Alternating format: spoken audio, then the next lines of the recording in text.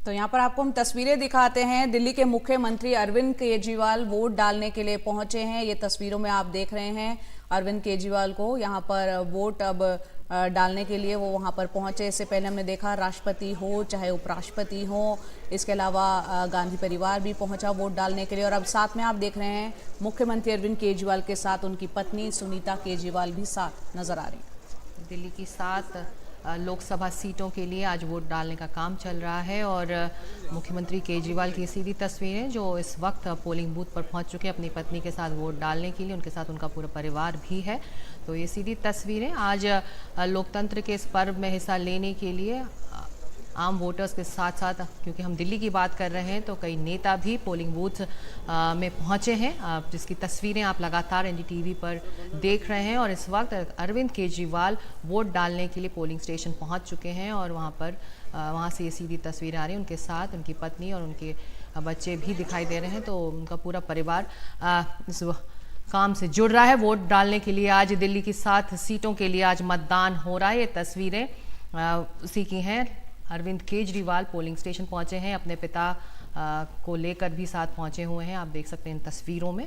तो 7 सीटों पर, दिल्ली की 7 सीटों पर आज वोट डालने का काम चल रहा है और अलग अलग काफी इंटरेस्टिंग है सिक्का, क्योंकि दिल्ली का चुनाव इस बार यहाँ पर आम आदमी पार्टी और कांग्रेस मिलकर लड़ रही है। 4 सीटों पर आम आदमी पार्टी, वही 3 सीटों पर कांग्रेस और यहाँ पर गठबंधन में है। यहाँ पर वोट आज चल रहा है। अगर 2014 और 19 की बात करें रिजल्ट की, 7 सीटों पर दोनों ही दफा, चाहे 14 हो या 19 हो, बीजेपी का कब्जा था। आप देखते हैं इसमें सेंधमारी ये गठबंधन कर पाता है या नहीं। और एक दिलचस्प बात दिल्ली की रिजल्ट्स पर ये कहा जाता है जया कि जो दिल्ली की सीटें ज़्यादा जीतता है केंद्र में उसी की सरकार बनती है। जैसा कि पिछले 2 चुनावों में हमने देखा सभी की सभी सीटें बीजेपी के खाते में गई थी और केंद्र में बीजेपी की सरकार बनी थी। तो देखना होगा कि 2024 में दिल्ली की जनता इन 7 सीटों के लिए क्या फैसला सुनाती है। और जिस बात का आपने जिक्र किया वो ग्राफिक्स में हम दिखा भी रहे हैं। 1998 से पूरा एक हम रिकॉर्ड दिखा रहे हैं ग्राफिक्स के जरिए कि दिल्ली में जब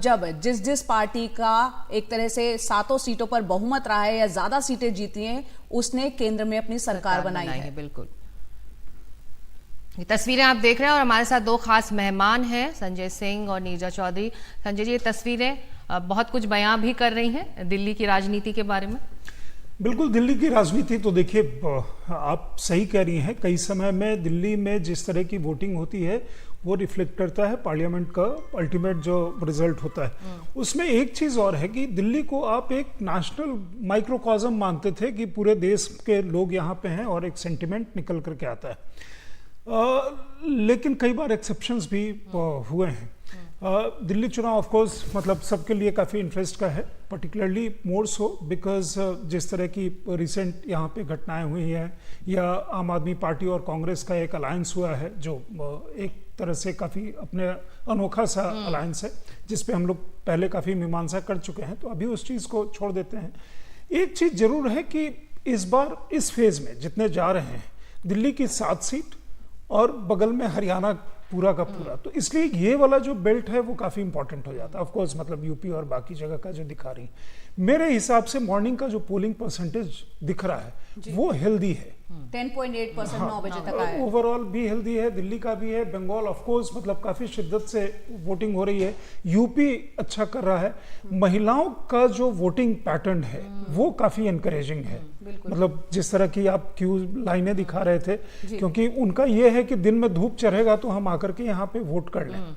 और दिल्ली में एक चीज और है, एक बात और है कि सोनिया गांधी परिवार जब आज वोट करेगा तो इतिहास में पहली बार कर चुका। अगर हम तस्वीरें दिखा सके साथ साथ जी संजय तो गांधी परिवार पहली बार अपनी पार्टी को नहीं वोट करके एक ऐसी पार्टी को वोट कर रहा है जिसके नेता ये कह चुके कि राजीव गांधी का भारत रत्न को विड्रॉ कर लिया जाए। वो असेंबली का रिजोल्यूशन है और आने वाले असेंबली के जो चुनाव होंगे दिल्ली के मतलब 8 महीने बाद। यहाँ पर हम अपने दर्शकों को संजय जी बता दें, तस्वीरों में आप देख सकते हैं प्रियंका गांधी के जो बच्चे हैं, बेटा और बेटी, ये वोटिंग के लिए पहुंचे हैं अपने परिवार के साथ। जी देखिए, सबसे बड़ी इंटरेस्टिंग चीज है कि 6 महीने बाद, जब दिल्ली के 8 महीने बाद विधानसभा चुनाव होंगे, तो फिर ये वोटिंग का आज का जो सामंजस्य है कांग्रेस और आपका, मुझे नहीं लगता कि उस समय साथ रहेगा। लेकिन ये तस्वीरें हमेशा के लिए कांग्रेस के इतिहास के लिए और गांधी परिवार के बारे में या कभी भी पॉलिटिकल अलायंस की चर्चा होगी तो ये तस्वीरें जो है गांधी परिवार का आज, क्योंकि हम ये मान करके चलते हैं कि पोलिंग बूथ में गए हैं तो आम आदमी पार्टी के कैंडिडेट को ही उन्होंने वोट दिया होगा, तो ये चर्चा में बार बार आता रहेगा आने वाले समय। लीजा जी, आप इस पर क्या कहना चाहेंगे? नहीं, ये बहुत इंटरेस्टिंग चीज कह रहे हैं कि पॉलिटिक्स क्या क्या करा देता है पार्टीज को। अरविंद केजरीवाल ने जब आए थे शुरू में तो कांग्रेस को आड़े हाथ लिया था, इतना आक्रामक, और वो पूरी मूवमेंट जो हुई अन्ना हजारे की यूपीए गवर्नमेंट के खिलाफ थी और एक एक को उनके चुन चुन के उन्होंने अटैक किया था। आज उसी कांग्रेस के साथ वो अलायंस कर रहे हैं, ये हकीकत है, ये पॉलिटिक्स ये हकीकत है।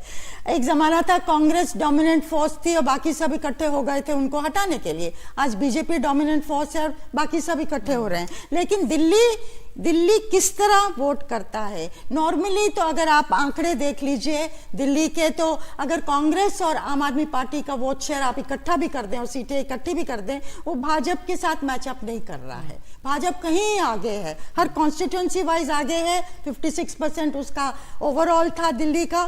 तो लेकिन क्या ये अलायंस की केमिस्ट्री अरिथमेटिक को मात देगी 1, 2, 3 सीटों में? बिल्कुल, वो देखने ये देखने वाली बात है कि वो क्या 7-0 का जो था वो आंकड़ा क्या उसमें सेंधमारी होती है नहीं। यहाँ नीरजा जी, आप एक चीज और बताएं, 5वें चरण से 6ठे चरण तक आते आते आपको लग रहा है पॉलिटिकल नैरेटिव में कुछ बदलाव हुआ है? देखिए, पॉलिटिकल नैरेटिव जिस तरह से हुआ है कि शुरुआत क्या हुई थी हमारी डन डील बीजेपी के लिए, 2 फेजेस के बाद प्रधानमंत्री का आक्रामक रवैया, हिंदू मुस्लिम हिंदू को कंसोलिडेट करना, वो पूरा चला 2-3 दौर तक।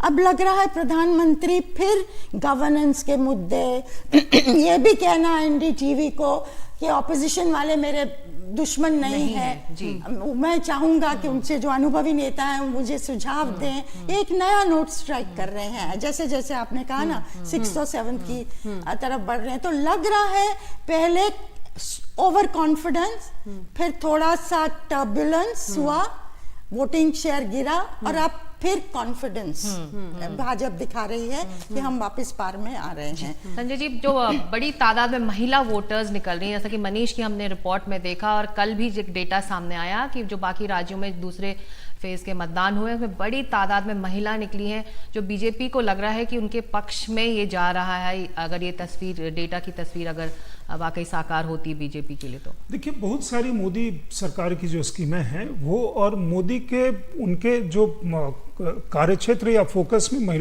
महिला सेंट्रिक चीज़ें काफ़ी ज़्यादा हैं। वो जब चीफ मिनिस्टर से तब से है, तो महिलाओं का एक काफ़ी बहुत महिलाओं का मोदी के प्रति एक रुझान है उस चीज़ को लेकर के, क्योंकि वो उनकी स्कीम्स की लाभार्थी रही हैं। स्कीम की लाभार्थी रही हैं। बहुत सारे समय में उनको एक एम्पावरमेंट का फीलिंग मिला, उनके बैंक खाते में सीधे पैसे जाते हैं।